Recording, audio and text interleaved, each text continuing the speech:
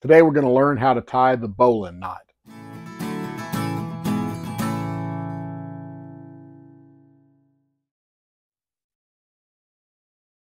The bowline is a very useful knot used to tie a loop into the bottom of a rope. It's simple to tie, but it can be a little tricky, and so we're going to go step by step. This knot is extremely useful when trying to, particularly around boats, if you're trying to secure a boat to a dock. It is useful when trying to tie down loads on a trailer or on top of a vehicle.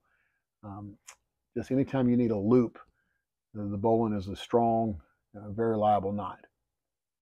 So the way that you tie this and the way that you teach this, so it's very simple if you go step by step, but it's easy to make mistakes. So if you take one end of the rope and you pinch it between your thumb and your forefinger, and then so you've got the tag end here, you've got the running end of the rope down here, and the first thing you want to do is to make a loop. It's an overhand loop. You'll see that it's over the rope, and hold that in your finger between your thumb and your forefinger. Don't let go of this throughout the process of tying this knot. You're going to take the tag end or the other end of the rope from the running end. You're going to come up. There's an old saying that this is the rabbit, and that you're making the hole, and the rabbit comes out of the hole.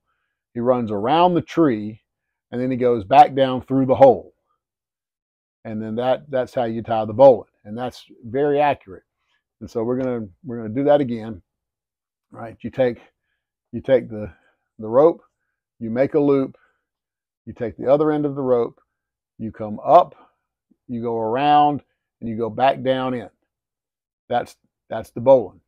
Now let's talk about how to teach this.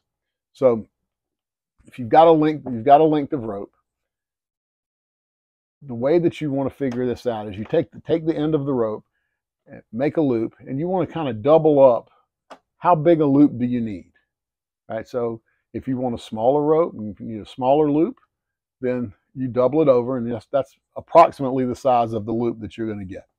So we take this rope, we make our overhand loop, we pinch it between our thumb and our forefinger.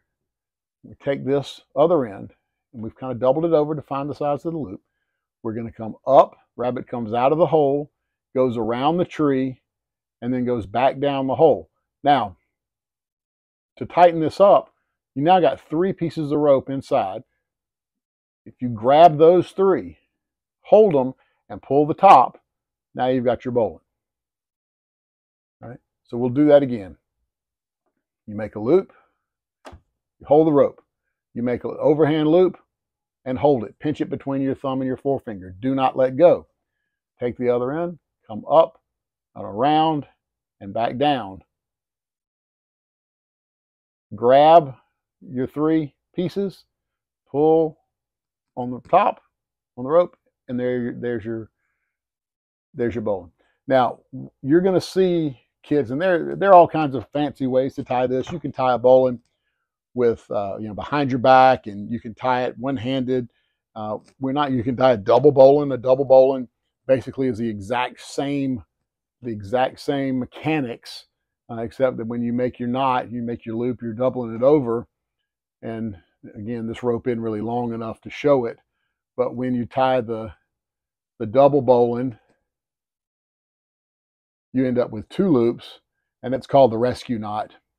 Because you can actually, if it's longer, if you had more rope here, you can now lower this rope down and put somebody's legs through these, and it forms a nice little seat. You kind of put a leg through each loop, and then help pull them up, or arms. Now that's called the rescue knot. But just for a simple bowline, and to teach this, so you're going to have a rope. You're going to lay it across your hands. You're going to take your thumb and your forefinger and hold it in one place. Double it over to estimate the size of your loop, the size that you want. Take this and kind of twist it in. It's going to twist, but you want to take it there and hold it there. Okay? Then the rabbit comes out of the hole, the end of the rope.